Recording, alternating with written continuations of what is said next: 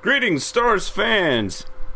This is game number 21 against the Buffalo Sabres. Your Stars win 3-0 with an Antti Niemi shutout. The Stars are now 17-4 on the season, good for 34 points on the season, and they are still currently first overall in the league as of this recording right now. And as always, this is the Two Brothers Mic'd Up show, and we go to the past predictions of the last video. Quinn, you said if the Stars were going to win, you said it was going to be a score of 3-2. And if you said the Sabres were to come on top, it would be a score of 4-3. You were looking for you thought it would be more of a close game, which, through the most part, it was. On the other hand, I said if the Stars were going to win, it would probably be on the back of the goaltender with a score of 3-0.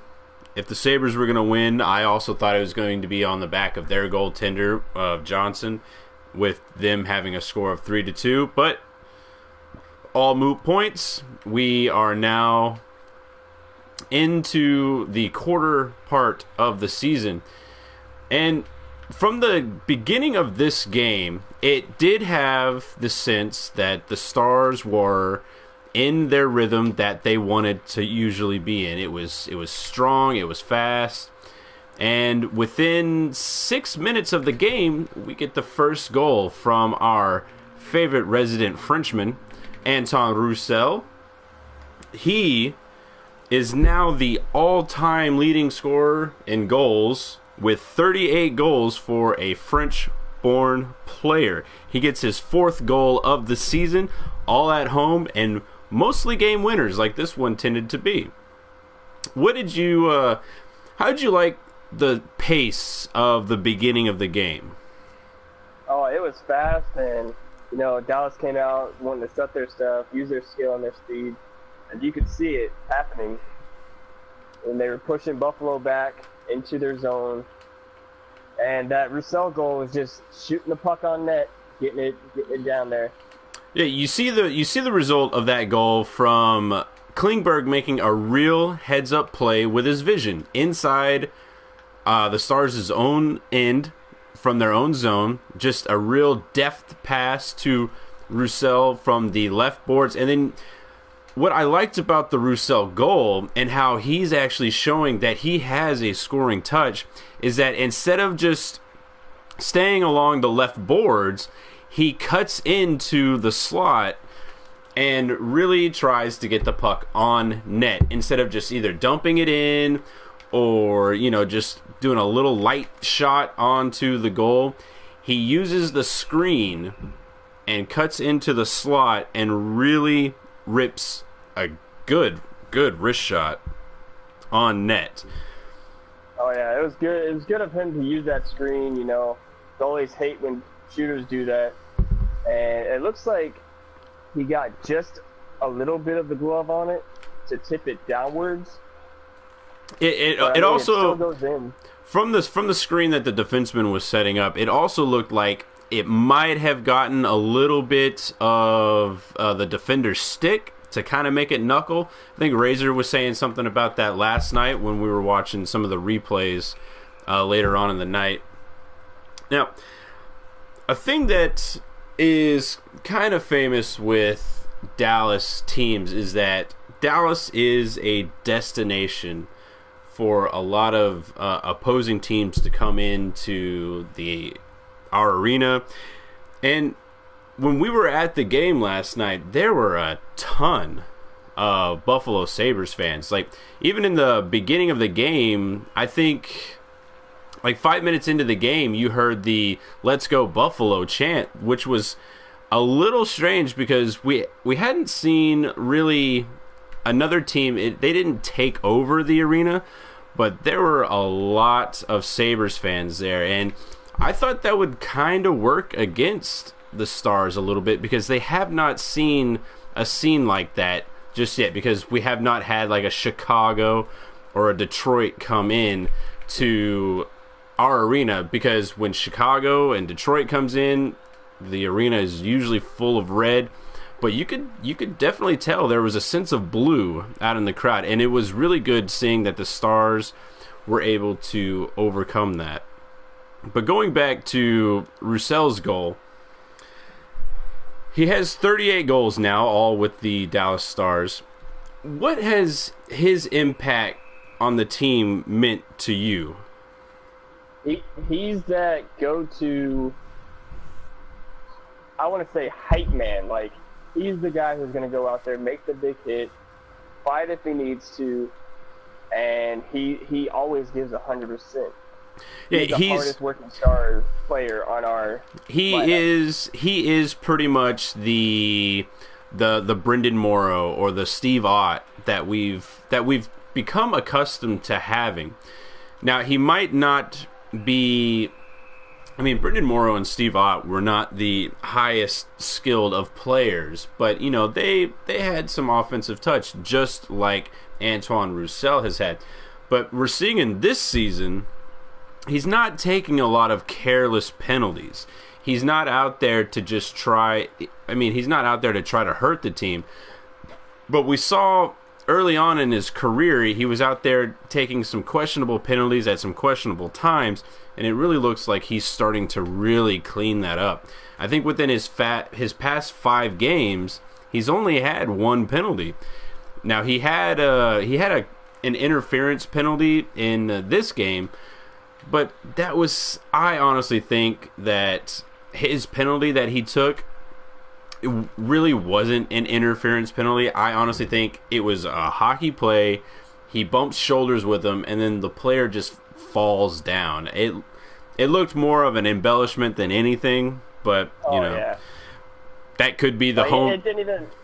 They touched, but it was like one of those just sorry for being in your way kind of thing. And then Buffalo took that as this may be a good way to get a penalty on him because it's Roussel. Exactly.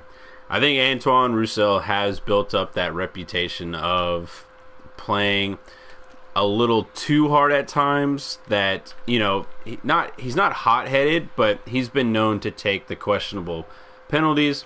So maybe that was a reputation call against him. But anyways, it didn't really matter because the Stars killed off the penalty. But what I didn't like is that the Stars are getting in the habit whenever a questionable call comes in to the game, they kind of lose their composure a little bit. That's when we start seeing, take it back a couple of games, when Jamie Benn takes that late penalty, and then Goligoski does a delay of game penalty. It's almost a carbon copy of what happened in this game with Antoine Roussel getting that interference call, and then Yoki Paka, 20 seconds later, gets the delay of game penalty. It's almost as if they get a little rattled, but not really so much. Throughout, at the end of the game, or at the end of the first period, all the way through the second, the play really started to get a little sloppy. We saw from Washington, that was not the prettiest Stars game that we had seen this season. And it kind of bled over into the Buffalo Sabres game last night, wouldn't you say? Yeah. But they looked a little bit more composed this time around whenever they were playing down, which was a good sign. Yeah, the Stars got credited with 15 giveaways, but they also got credited to 8 takeaways. So they were giving it up, but they were also taking the puck away as well. I mean, it's one of those catch-22 things that they were being sloppy, but they were also kind of making up for their mistakes. Not a lot of the crisp passing that we're usually seeing with the Stars, and especially with the Stars having the second overall power play, we didn't see a lot. The Sabres take 4 penalties in the second period. two of them coming off the back of Evander Kane's high stick. But we didn't really see a lot from the Dallas Stars. It was a lot of not crisp passing. Their entries were okay. I mean, they were good at getting in, but they weren't good at executing the plan that they were trying to do. But I think that's on sole part of the Buffalo Sabres goalie really calming down and getting a feel for the puck. He after the Antoine Roussel goal, I think Chad Johnson played phenomenal. I mean, there was that chance that Jason Spezza had whenever he was coming in on the right boards and hit the post. But other than that, I mean, Chad Johnson was really just extinguishing every fire that the Buffalo Sabres were getting in. And I mean, how did you like the Buffalo's goalie throughout the game? He definitely played a big game for him. Without him, I feel like the game could have been easily 6-0, 7-0. He makes huge saves for him when it counts. Exactly. And that goes into the question of how did you like Antti Niemi's game? I mean, of course he got the shutout, but overall, how did you like his game? He played a good game. It kind of reminded me of the game that he played against Pittsburgh. Calm, collected. Obviously got the shutout, but you saw a lot of him from that Pittsburgh game. Yeah, you did. You saw the Stars giving up some chances with, I think, the most dangerous pair that the Buffalo Sabres had was Evander Kane and Jack Eichel. Now, Jack Eichel is on a 5-game goals drought, and Evander Kane, I think this was his second game that he's played this season coming off an MCL injury. But you could, I think the first 30 minutes of the game, I think Evander Kane was the best Buffalo Sabre. He was out there. He was hitting. He was passing. He was doing everything that the Buffalo Sabres could have asked from him, except for, setting up a brilliant pass or scoring a goal. He was all over the ice, and he was hitting. He was getting into it with Antoine Roussel. But, of course, everybody really gets into with Antoine Roussel because that guy is just a pest extraordinaire. How did you like Buffalo's approach to this game? How did you think they attacked Dallas? I definitely liked their penalty kill. They seemed more aggressive, and you could see that definitely started to fumble up Dallas for the first 3 power plays that they had. Yeah, they were definitely a little more aggressive in the neutral zone. That was really fumbling up Dallas and their approach to the game.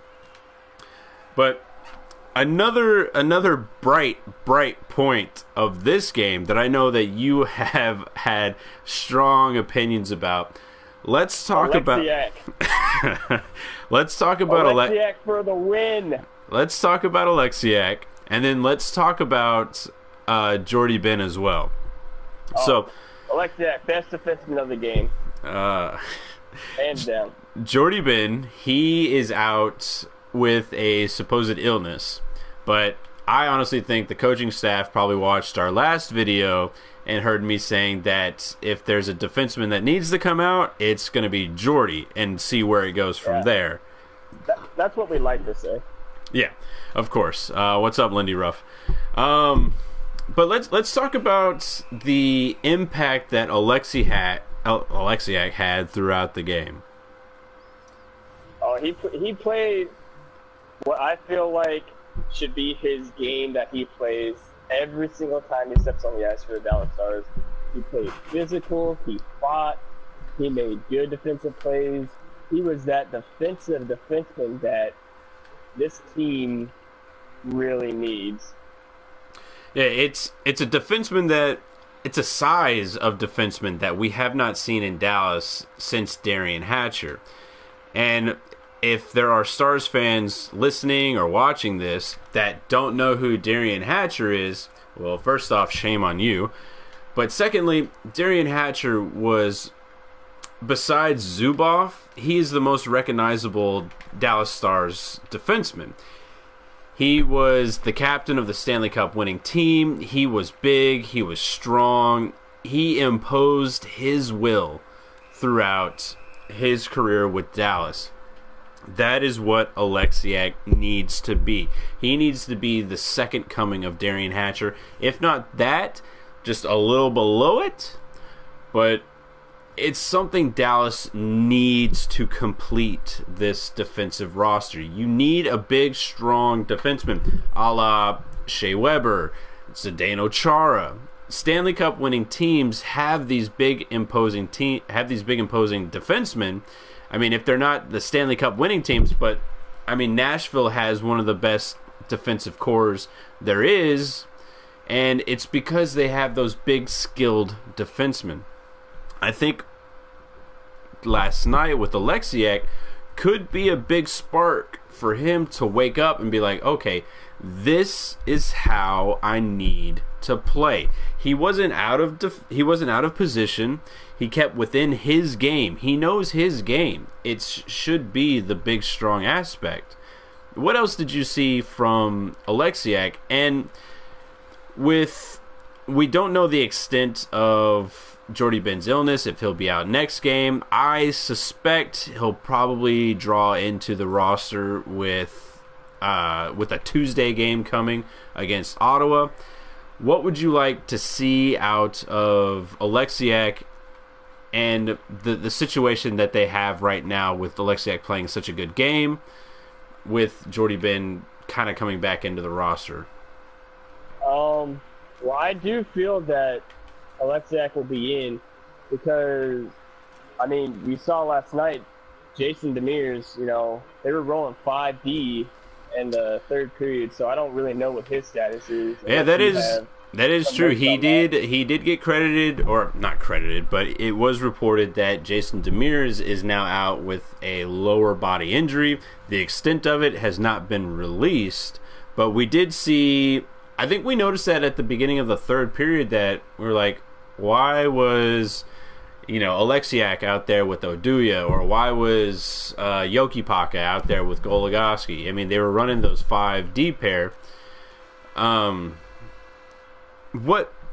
do you think, with Demers essentially might not being in next game or the game after that, how do you think the defense should go about for the rest of the coming games that maybe Demers is out? This would be a perfect time to bring Nemeth back into the lineup. Start getting him playing. Because I honestly feel the less he plays, the worse he gets. So if Dallas wants him to be the next defenseman that we build around, they need to start getting him playing. So I would kind of want to see Jordy sit out just one more game, get Nemeth in, see how he does. Yeah, I mean, Jordy Ben has had a rough couple of games, so I think it might do him some good to, sit him, let him get his priorities in check, to really work and focus on his game to where he comes in and he's a better player. Not saying that he's a terribly bad defenseman, but he plays on the third pair for a reason, because he has not reached that next level yet. Where do you think the Stars have been playing? This is now a quarter of the season gone. Where do you see Dallas going from here? And the overall rating of the season has to be very positive, but are we seeing something that is, not a fluke, but do you think this team is for real now? That this isn't a mistake? Dallas is actually, winning because they're doing the hard work. They're putting in the hours. That this is something that, when Jim Nill was coming in, this was a team that right now was what we thought was going to be last season. We were supposed to build off of a playoff, appearance. Now, do you think this is where they start taking that next level? Oh yeah. I think that they need to start squaring away defense just a little bit more. Not saying that it's played bad or anything, but just square it up just that teeny bit more. And this is definitely a playoff team. Like no doubt. Now, can a team? I think Dallas right now is ranked 14th in goals against. So that's essentially the 14th best defense in the league. Can a team be successful based off of offense, or does the team still have to work on their defense to really make an impact in what they essentially want to be a long postseason run? I mean, a lot of people always say, the best defense is good offense, and good offense is the best defense. So, yeah. I mean, I honestly think this team needs a little bit more defense. Yeah. To start being that Stanley Cup contender every year for the rest of the time. Yeah. Now let's talk about goaltending. Now we touched on it a couple of videos ago, but the two-system goaltender of the 1A, 1B, there's no clear starter here, as we're seeing as we saw Niemi go in, then we saw Kari go in, and then we are back to seeing Niemi. I mean, can this sustain through the rest of the season? Oh, I definitely think so, because you got Niemi who's coming in from a good team, San Jose Sharks. They're a good team. He plays good goaltending for them. Yeah, and you already know you're going to get a good goalie out of him. And the famous line that Razor likes to point out with Niemi, he does everything wrong except stop the puck. Which means, Niemi is a fantastic goaltender, and it seems like this is the missing key piece that Dallas has been missing for a long time.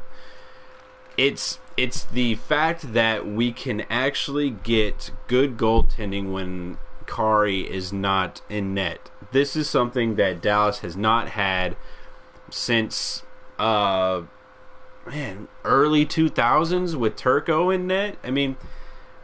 We have always had the luxury of having a good, or if not great, number one goaltender, going back to Ed Belfour, and then going to Marty Turco for so many seasons, and then getting Kari Lehtinen. Dallas has always had a good starting goaltender, but we have not had the luxury since the early days in the franchise that we have not had a good backup, and that's what has always hurt us. So as of right now, whatever is working needs to keep up, and I honestly think it has to go with the new goalie coach with Jeff Reese coming in. I think he's really starting to understand how to work these goalies. But going into the third period, the chances were still high for both teams, but we see Jamie Benn just exude alpha maleness in front of the net off of a deflection shot on their last power play of the game. Jamie Benn is there in front of the net where I think he belongs, because he's such a big, strong guy. No one can push him out of there. No one pushes him around. He gets there and he deflects the shot, but uses his body to shield away the defender, and he pulls the puck over onto his forehand and just buries it into the back of the net. It's something I think that... it's because I was wearing my Ben jersey that night. It's something that Jamie Benn is, famous for. He's everyone that talks about Ben, he does have the skill, but they talk about his strength and his size, that they're always surprised that a guy of his stature has the skill that he does.